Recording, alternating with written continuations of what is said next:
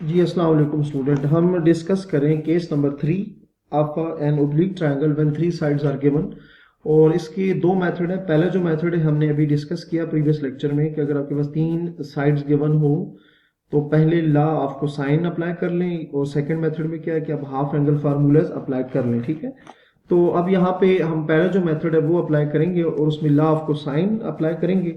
तो law of cosine के through आपको पता है कि as law of cosine equal होता है, यहां पर लेट्स से मैं पहला फार्मूला लिखता हूं, a square plus a square, चलें इसको ऐसे करते हैं, by law of cosine as by law of cosine by law of cosines by law of cosines हमारे पास ए स्केयर इक्वल आएगा बी स्केयर प्लस सी square minus 2bc cos alpha. क्योंकि हमें देखें ए बी सी गिवन है तो डेफिनेटली यहाँ से अल्फा का एंगल वो सॉल्व करना है। तो अगर मैं इसको इस साइड पर शिफ्ट कर दूं तो ये पॉजिटिव 2bc कॉज अल्फा, ठीक है। यहाँ पे B square plus C square as it is, और ये उधर आएगा तो माइनस ए स्केयर, क्योंकि हमें कॉज अल्फा की वैल्यू चाहिए। So cos alpha as it is b square plus C square minus A square divided by ये जो 2bc आपको नजर आ रहा है ना यहाँ से, ये 2bc इसको उधर डिवाइड कर लें तो ये आ जाएगा 2bc इक्वल आ जाएगी। ठीक है, अब यहाँ पर आपने क्या करनी है, वैल्यूज पुट करनी है। कॉज अल्फा दोबारा मैं लिख देता हूँ B square plus C square minus A square divided by 2bc। तो कॉज अल्फा बी स्केयर का मतलब क्या है जी, बी स्केयर का मतलब है 3, ठीक है, क्योंकि बी की वैल्यू हम गिवन है। सी स्केयर, सी की वैल्यू थी 5, ये आप देख सकते हैं। ठीक है, मैं यहां से लिख के देख रहा हूँ। सी स्केयर का मतलब है 5 का स्केयर माइनस ए स्केयर का मतलब है 7 का square divided by 2bc। 2b की वैल्यू है 3 एंड c की वैल्यू है 5। So cos alpha is equals to 9 plus 25 minus 49 divided by 6, ये आ जाएगा 30। ठीक है, तो सिंप्लीफिकेशन से हमारे पास जो वैल्यू है ना यहाँ पे cos alpha, वो इसको अगर सिंप्लीफाई करें तो ये -15/30। ठीक है, और इसको मजीद अगर आप देखें cos alpha तो ये आ जाएगा -1/2। हमें अल्फा चाहिए तो कॉस को उधर शिफ्ट करें तो इनवर्स आ जाएगा -1/2। सो कॉस इनवर्स ऑफ जो अल्फा की वैल्यू है ना वो हमारे पास आ जाएगी 120 डिग्री। ठीक है, तो तीन साइड गिवन थी, हमने क्या किया आप देख सकते हैं, तीन साइड गिवन थी, लॉ ऑफ कोसाइन अप्लाई किया, फर्स्ट फार्मूला तो अल्फा आ गया।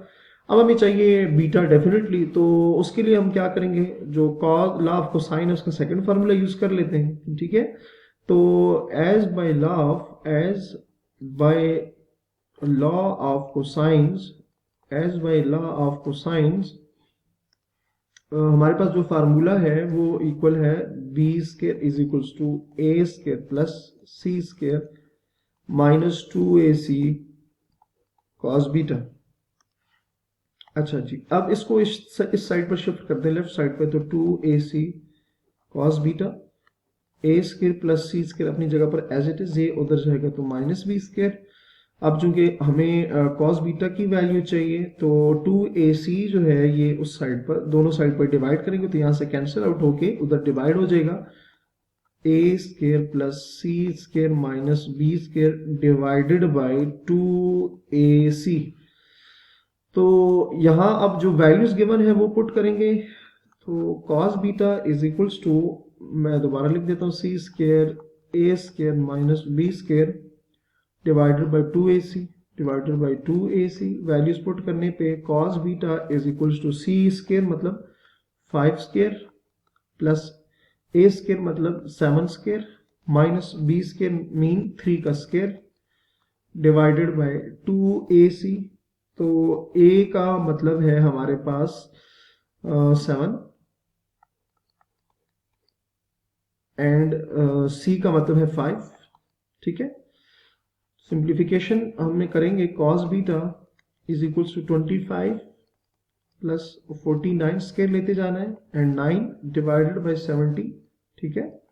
तो यहाँ इसको ऊपर वाली जो टर्म्स हैं उनको आपस में सॉल्व करने पे जो आंसर आएगा वो 65 डिवाइडेड बाई 70। अगेन हमें बीटा चाहिए, तो कॉस जो है वो राइट साइड पे शिफ्ट होके इनवर्स बना देगा। Cos inverse of 65 divided by 70 beta is equals to, तो कैलकुलेटर से इसकी वैल्यू फाइंड करें तो आ जाएगी 21 डिग्रीज 47 मिनट्स। तो ये आपके पास क्या आ गई है, बीटा की वैल्यू आ गई। ठीक है, जैसे कि आपको अभी मैंने अल्फा फाइंड किया, यहाँ मैंने बीटा फाइंड कर लिया, अब रह गया गैमा। ठीक है, अब गैमा फाइंड करने के लिए वही तरीका, या तो आप लॉ ऑफ कोसाइन का थर्ड फार्मूला अप्लाई कर दें, जिसमें हमारे पास c square is equals to a square plus b square minus 2। जैसे चले मैं लिख देता हूँ, जैसे कि तीसरा जो फार्मूला है वो क्या है, c square is equals to a square plus b square minus 2 a b c cos gamma. यहाँ से गैमा की वैल्यू फाइंड करें। एक मेथड तो ये है, आप चाहें तो ये मेथड जो है वो अप्लाई कर लें, या फिर मैंने आपको सिंपल एक रूल बताया है कि जब भी आपके पास दो एंगल्स आपको मिल जाएं तो तीसरा एंगल फाइंड करने के लिए आप ये वाला रिलेशन यूज करो। अब चूंकि हमें गैमा वैल्यू चाहिए तो 180 degree minus alpha minus beta करेंगे। गैमा 180 डिग्रीज माइनस अल्फा की वैल्यू है 120 डिग्रीज माइनस, एंड बीटा की जो वैल्यू है वो है 21 डिग्रीज 47 मिनट्स। तो यहाँ गैमा की जो वैल्यू है वो फाइंड करने पे हमें वैल्यू मिलेगी 38 डिग्रीज एंड 13 मिनट्स। तो गैमा भी आपने फाइंड कर लिया। ठीक है, तो जो क्वेश्चन है बेसिकली वो क्या था, उसमें कि तीन हमारे पास साइड्स गिवन थी। हमने बाकी जो रिमेनिंग एलिमेंट्स थे, मीन्स के 3 एंगल्स थे, वो हमने फाइंड किए। उसके लिए सबसे पहले हमने लॉ ऑफ कोसाइन का फर्स्ट फार्मूला अप्लाई किया, तो उसने हमें अल्फा की वैल्यू फाइंड कर दी। फिर लॉ ऑफ कोसाइन का सेकंड फार्मूला बी वाला फाइंड किया, तो उसने हमें बीटा की वैल्यू दे दी।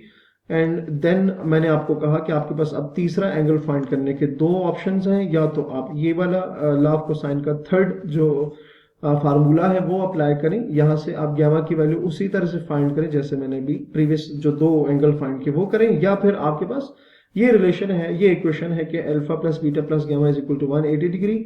यहाँ अल्फा और हमें बीटा गिवन है तो गैमा फाइंड करेंगे, इनको उधर शिफ्ट कर दें, गैमा की वैल्यू आ जाएगी। सो ये जो हमारे पास मेथड है स्टूडेंट, ये कब हम अप्लाई करते हैं, जो लॉ ऑफ कोसाइन है। लॉ ऑफ कोसाइन पीछे भी हमने लॉ ऑफ कोसाइन यूज किया था और यहाँ पर भी है। ठीक है, तो एक सिंपल सी बात है कि जब आपके पास दो या तीन, चाहे आपके पास दो साइड्स हो या तीन साइड्स हो, और आपने ट्राइंगल की सॉल्व करना हो तो आप लॉ ऑफ कोसाइन अप्लाई कर सकते। ठीक है, जो पहला केस था, जो इससे प्रीवियस केस था, वहां पर हमारे पास ये था दो साइड थी और एक एंगल था, तो हमने तब भी लॉ ऑफ कोसाइन लगाया था, यहाँ पे भी लॉ ऑफ कोसाइन लगाया। तो उम्मीद है कि आपको समझ आ गया होगा। नेक्स्ट लेक्चर में हम इसका सेकंड जो मेथड है वो डिस्कस करेंगे। अपना बहुत सारा ख्याल रखिए। अल्लाह हाफिज़।